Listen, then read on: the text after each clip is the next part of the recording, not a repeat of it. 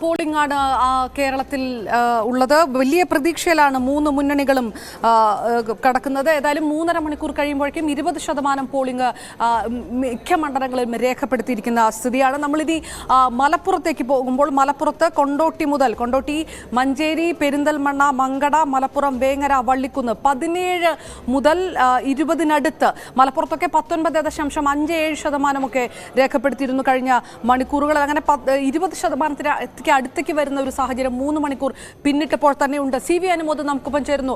അനുമോദ്, കഴിഞ്ഞ തവണത്തെ 2019 ഒരു പോളിംഗ് ശതമാനം എടുക്കുമ്പോൾ 80-ന് മുകളിലേക്ക് പോയ ഒരു ചരിത്രമില്ല. എങ്കിലും ഒരു 71 മുതലുള്ള ഒരു ഫിഗറാണ് രേഖപ്പെടുത്തിയിരുന്നത്. ആ ഒരു തരത്തിലേക്ക് തന്നെ പോകുന്നു എന്നാണോ മനസ്സിലാക്കേണ്ടത്? ഇപ്പോൾ തത്തുല്യമായ ഒരു 20% തന്നെ ഈ ഒരു 3.5 മണിക്കൂറിൽ രേഖപ്പെടുത്തുമ്പോൾ അത് എങ്ങനെയായിരിക്കും? ഉച്ചയ്ക്ക് ശേഷമൊക്കെ പോളിംഗ് ശതമാനം കൂടാനുള്ളൊരു സാധ്യത മുന്നണികൾ കണക്ക് കൂട്ടുന്നുണ്ടോ? ഉണ്ടെങ്കിൽ തന്നെ അത് ആർക്ക് ഒരു UDF ട്രെൻഡിന് അനുകൂലമായി തന്നെ വരുമെന്നുള്ളൊരു പ്രതീക്ഷയൊക്കെ ഉണ്ടോ അവിടുത്തെ ഒരു സ്ഥിതിഗതികൾ വെച്ചുകൊണ്ട്?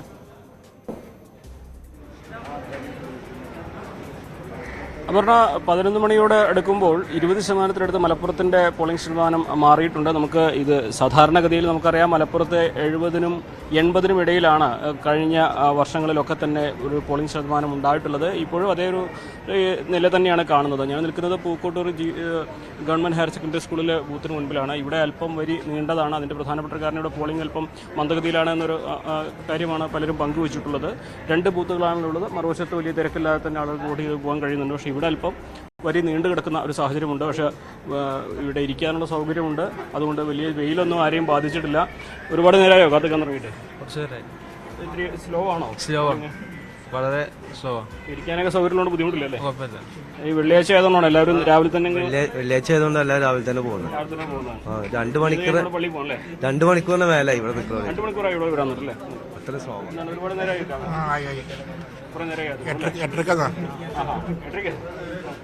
വളരെ സ്ലോ ആണല്ലോ പോളിംഗ് അല്ലേ? എന്താണ് കുറെ നേരമായി കത്തുക്കാൻ തുടങ്ങിയിട്ട്?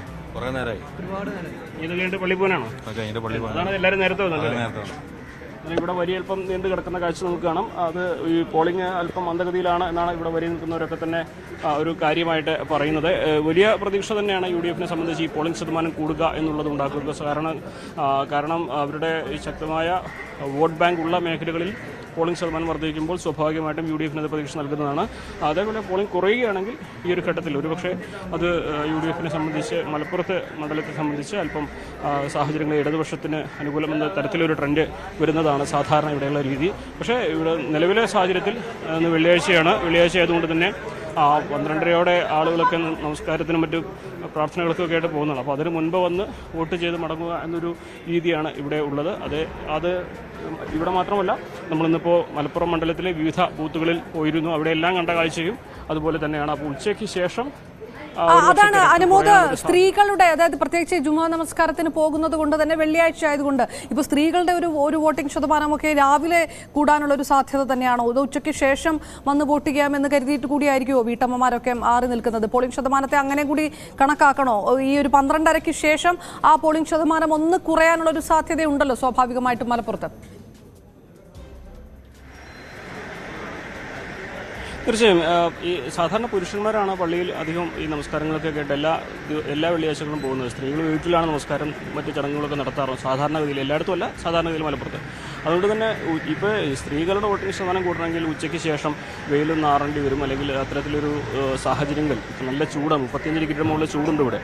അപ്പോൾ ചൂടൊന്ന് കുറഞ്ഞതിന് ശേഷം വരിക എന്നുള്ള രീതിയിലായിരിക്കും അല്ലേ? നമ്മുടെ ഒപ്പം സ്ത്രീകൾ ചേരുന്നുണ്ട്. പലരും സംസാരിക്കുമെന്ന് അറിയില്ല.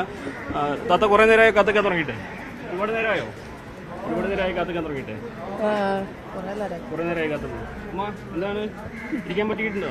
ബുദ്ധിമുട്ടുണ്ടോ അങ്ങനെ കാത്തിക്കുമ്പോൾ? ബുദ്ധിമുട്ട് തന്നെയാണല്ലേ? എന്നാലും ഇരിക്കാനൊക്കെ ഒരു സ്ഥലം കിട്ടിയല്ലോ അല്ലേ? വെള്ളം കിട്ടിയോ? വെള്ളമൊക്കെ കിട്ടുന്നുണ്ടോ? അപർണ, നമുക്കറിയാം മലപ്പുറത്തെ സ്ത്രീകൾ ചിലപ്പോൾ നമ്മൾ ചോദിക്കുമ്പോഴൊന്നും കൃത്യമായി എല്ലാവരും പ്രതികരിക്കണമെന്നില്ല. അത് അങ്ങനെയാണ് ഇതിൻ്റെ ഒരു സ്വഭാവം. എന്നിരുന്നാലും ഉച്ചയ്ക്ക് ശേഷം ഈ 12 മണിക്കും ഒരു 3 മണിക്കും ഇടയിൽ പോളിംഗ് അല്പം കുറയും മലപ്പുറത്ത് എന്നുള്ളത് ഇന്നത്തെ സാഹചര്യത്തിൽ നമുക്ക് കണക്കാക്കാൻ കഴിയുന്ന ഒന്നാണ്. അതിനുശേഷം 4 മണിക്ക് ശേഷമായിരിക്കും വീണ്ടും ഒരു തിരക്ക് വരിക. അപ്പോൾ ഒരുപക്ഷെ പലപ്പോഴും ഇന്ന് 6 മണിക്ക് മുൻപ് എല്ലായിടത്തും പോളിംഗ് തീരുമെന്നും നമുക്ക് കണക്കാക്കാനാകില്ല. കാരണം മലപ്പുറത്തിൻ്റെ ഒരു പോളിംഗ് രീതി അപ്രകാരം തന്നെയാണ്. പൊന്നാനിയിൽ സമാനമായ രീതിയിൽ തന്നെയാണ് ആ പോളിംഗ് ഉള്ളത്. 1% വ്യത്യാസമാണ് മലപ്പുറവും പൊന്നാനിയുമായിട്ട് ഈ ഘട്ടത്തിലുള്ളത് എന്നാണ് മനസ്സിലാക്കാൻ കഴിയുന്നത്. എന്നിരുന്നാലും ഉച്ചയ്ക്ക് മുൻപ് ഏകദേശം 40% മുകളിൽ പോളിംഗ് പൂർത്തിയാക്കാൻ കഴിയും എന്ന കണക്കൂട്ടൽ തന്നെയാണ് ഇരു മുന്നണികൾക്കുമുള്ളത്. നേരത്തെ പറഞ്ഞതുപോലെ തന്നെ ഇടതുപക്ഷം ഇത്തവണ വലിയ പ്രതീക്ഷ അർപ്പിക്കുന്നത് വോട്ട് ചോർച്ചയിലാണ്. സമസ്തയിൽ നിന്നും അതുപോലെ തന്നെ ലീഗിൻ്റെ തന്നെ ഭാഗമായിട്ടുള്ള യൂത്ത് ലീഗിൽ നിന്നൊക്കെ വോട്ട് അനുകൂലമായിട്ട് ലഭിക്കുമെന്നൊരു പ്രതീക്ഷ ഇടതുപക്ഷം വെച്ച് പുലർത്തുന്നുണ്ട്. പക്ഷേ അതിലൊന്നും വലിയ കാര്യമില്ല.